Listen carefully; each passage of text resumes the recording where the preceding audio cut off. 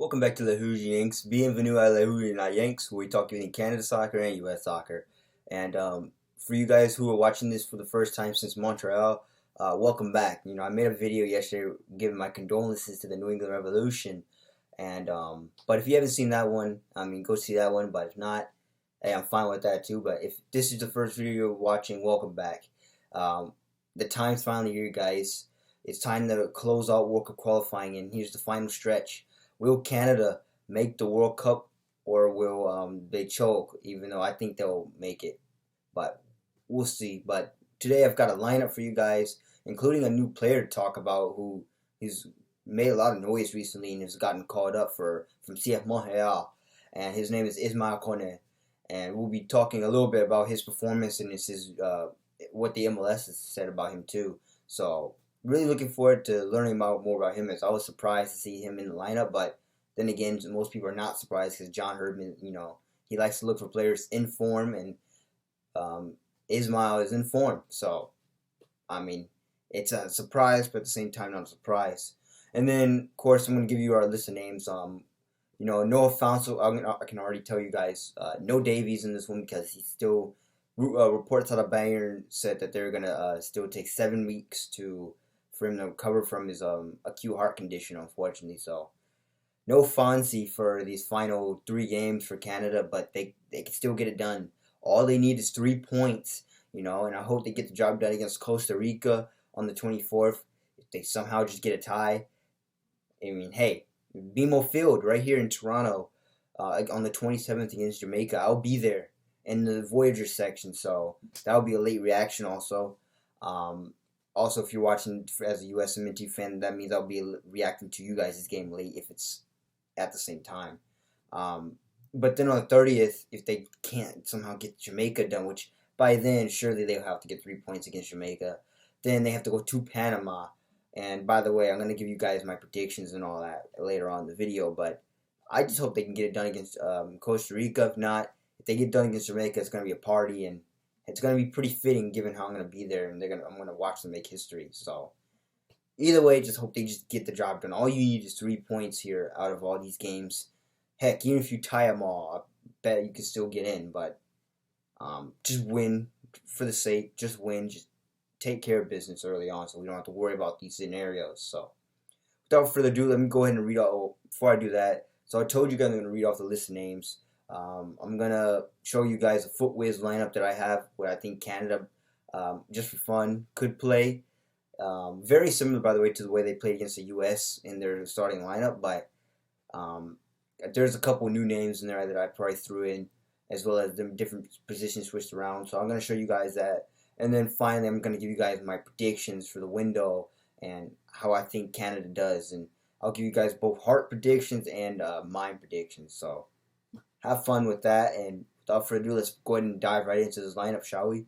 So the list of names who've been called up for the Rouges include Samuel Akube, Milan Borjan, Tejan Buchanan, Lucas Cavallini, Derek Cornelius, Maxime Crepeau, Jonathan David, Stefan Eustachio, Leon Fraser, Christian Gutierrez, Daniel Henry, Junior Hoylet, Atiba Hutchinson, Alistair Johnson, Mark Anthony Kay, Scott Kennedy, Ismail Kone, there he is. Kyle Larin, gotta have him. He's right now, I think, the Golden Boot leader right now in all of this competition for CONCACAF. Richie Larea, Leon Miller, Kamal Miller, Jonathan Osorio for Toronto FC represent. Dane St. Clair, who had an outstanding performance for Minnesota United with that shutout performance against the New York Red Bulls last week. So I figured he would get called in. Ikbe Ugbog, I'm glad to see him get called in. Hopefully we'll get to see him up and running. And then Stephen Victoria. But, yeah, as you said, the 3 names that stand out to me here, real quickly, as you already know, Ismail Kone for CF Montreal, and what MLS even made an article about. You guys can check it out. CF Montreal breakout star Ismail Kone gets a call-up with Team Canada on the brink of World Cup qualification due to his outstanding performance. Now, I've got to admit, I haven't really been following the Montreal Impact recently, given I've been following TSC, but I think now that they've said something, I've got to keep my eye on him. But assuming he's been called up, or given that he's been called up, I should say, I'm assuming he's been informed, and as I said earlier, John Herdman was looking for players who were in form and ready to play, trying to get the job done. So I think, given how his performances, even the MLS article says he's been in form, and even I'll read the little snippet that I have. It says John Herdman is normally a man of habit. Yeah, he is a man of habit. So it was not surprising at all to see two changes to the Canada's 25-man roster. So two changes, of course, were Ismail Kone and I think Dane St. Clair.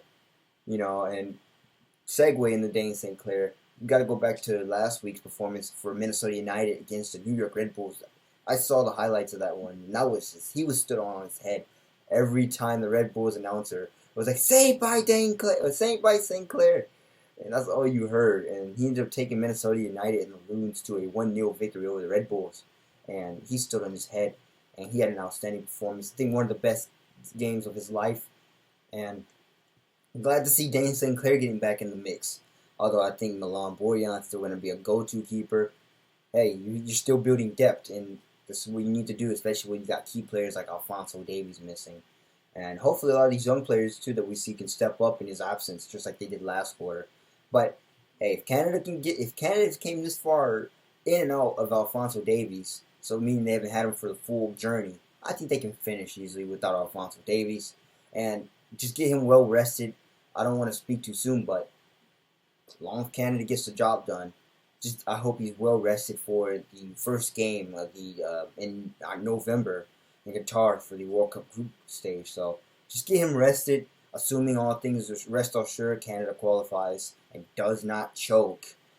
Because I've seen a lot of chokes this week from MLS and CCL, New England Revolution.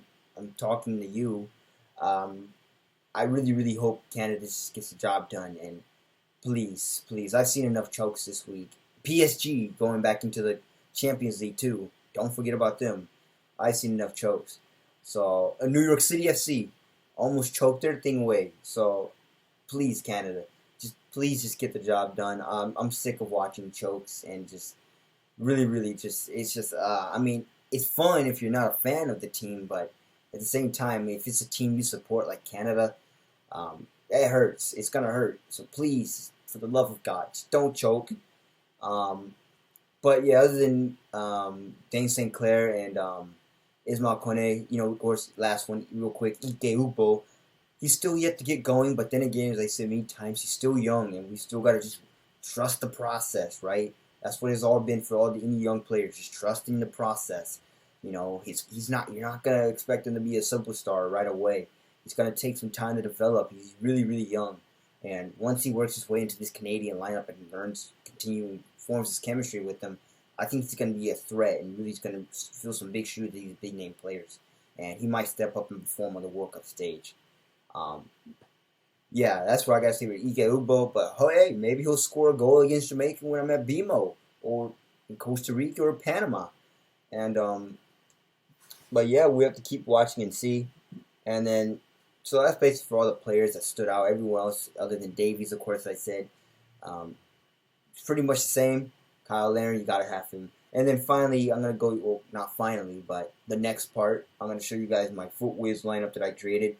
So, as always mentioned, Milan Borjan is not represented currently in FIFA, so I'm just going to, but that's who I would have in net. So his name will be papered over, in this case, the absence.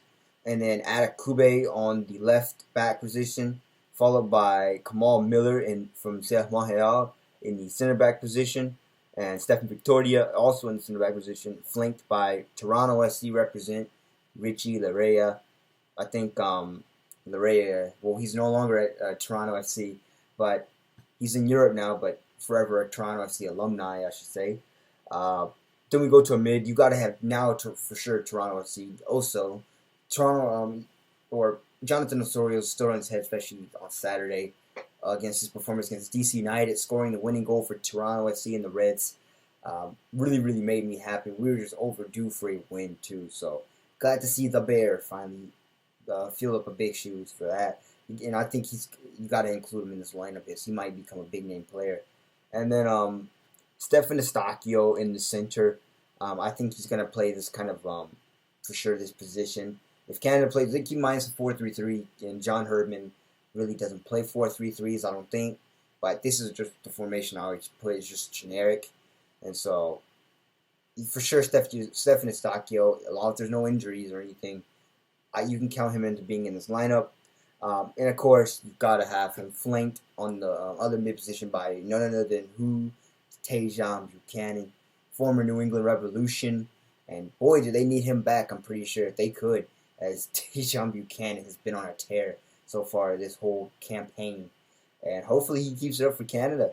And hopefully we'll get, assuming they do well, hopefully it's a strong performance. But then we go to our top. You got to have, of course, another one of those guys, man, myth, a legend, one of them for Canada. Kyle Larin, all-time golden boot scorer right now in this whole mini tournament or World Cup qualifying process. You got to have him. He scored against the U.S., he scored against Mexico. He proves he can score against big-time teams.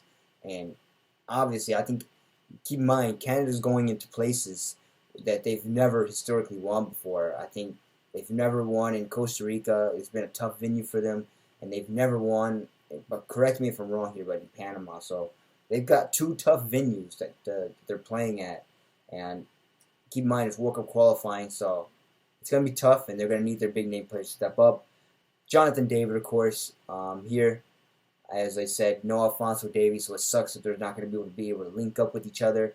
Davies connection will not exist until, hopefully, fingers crossed, the World Cup.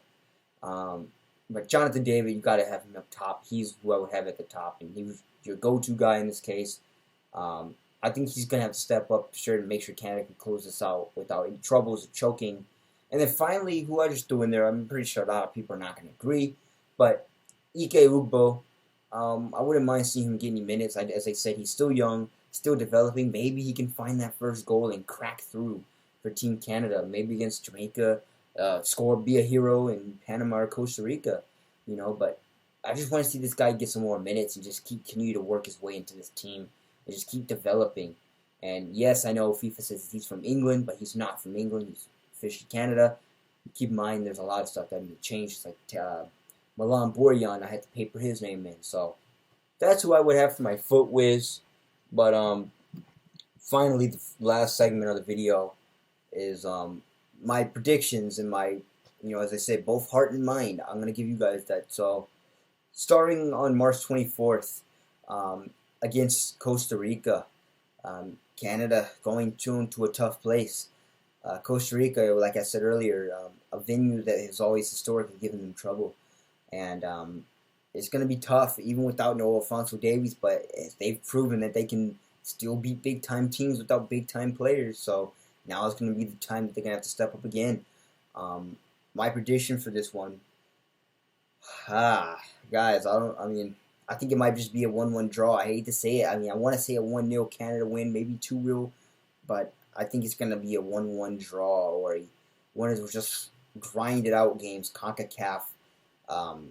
In whatever the ball bounces way kind of game. So I want to say Canada wants to win in my heart, but my mind says Canada is going to have a 1-1 draw, and they're just going to earn a point here. Which, hey, as I said, you're not going to, as long as you don't lose. A draw is still acceptable because you're still earning points, and you're still making progress. You're not. Sure, you drop 2 points, but you're still.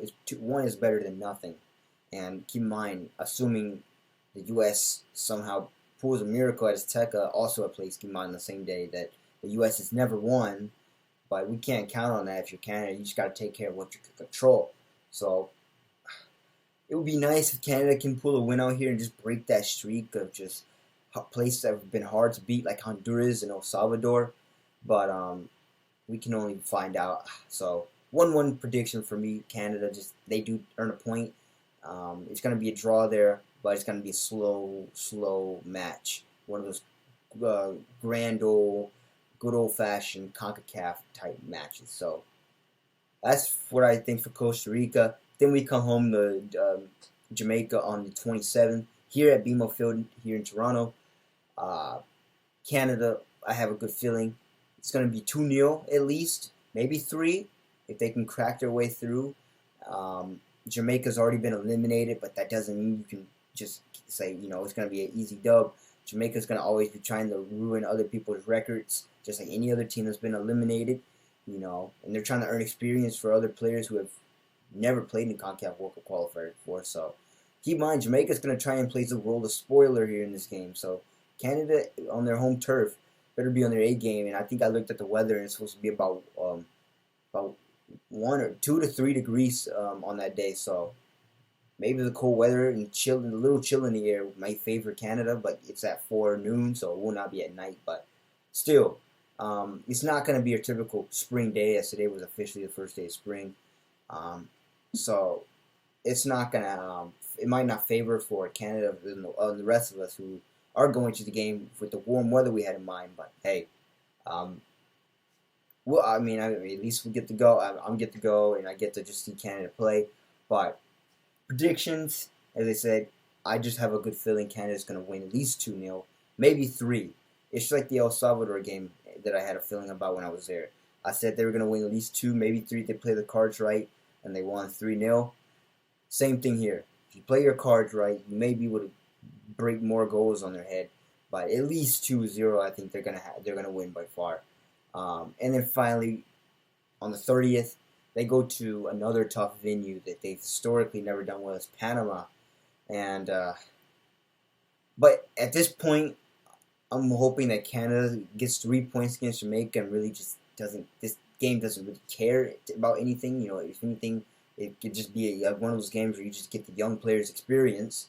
So, Panama game, assuming Canada qualifies on Jamaica and they already tie and say, so they have 4 points already, that's all you really need, given that all they need is 3 points at least to go through and book their spot.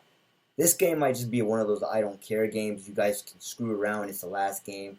Youngsters, you could just get in there for experience kind of games, and if we win, we win, and we finish undefeated for laughs. But if not, it's not a big deal. So it could be, this game against Panama could really be one of those games where, you end on a loss, but it really doesn't care because you already qualified, and the whole goal was to qualify. I mean, and then at that point, you might even still book first place, assuming Mexico doesn't win out. So, that game can honestly, assuming by the pattern that I'm assuming they'll take, that game might be a 1-0 win for Panama, maybe 2-0, but I just think it's going to be 1-0 for Panama, assuming Canada takes care of business earlier on. Who knows? Canada might just tie, and they might finish undefeated. But I think, as I said, Canada, this might be one of those screw-around games where they just get all the players who never barely played any minutes. This is their time to shine and really just, I guess, try and work their way in the lineup. So this could be one of those screw-around games, I should say. But so overall, 4-point window, I should say, for Canada. All you need is 3 of those. So I don't care if you get 6, 9, just get 3. And if you don't finish undefeated, I don't care about that either. Just qualify. Just gotta get a win. One of these teams. That's all you need. I don't care what happens after. So that basically does it for this video. So you've seen the lineup. You've seen the latest CF Montreal player. You've seen my lineup that I would play for this, and just kind of a funsy. And then you've also heard my predictions for this one. So that pretty much thumbs up the video. Next video I should have a US roster, kind of same thing going on very, very shortly after this one. So if you guys like this one, make sure you like, share, subscribe. Tell your friends about it. Also hit the bell notification, since I know it's been a while. So I've probably been taking off the immediate pop-up stuff. So until I keep making videos again, I'm probably not going to show up on you guys' page. So hit the bell notification if you want, or any kind of notification. That way you know when a video is released. And until then, tell all your friends. All Canada needs is 3 points. Canada!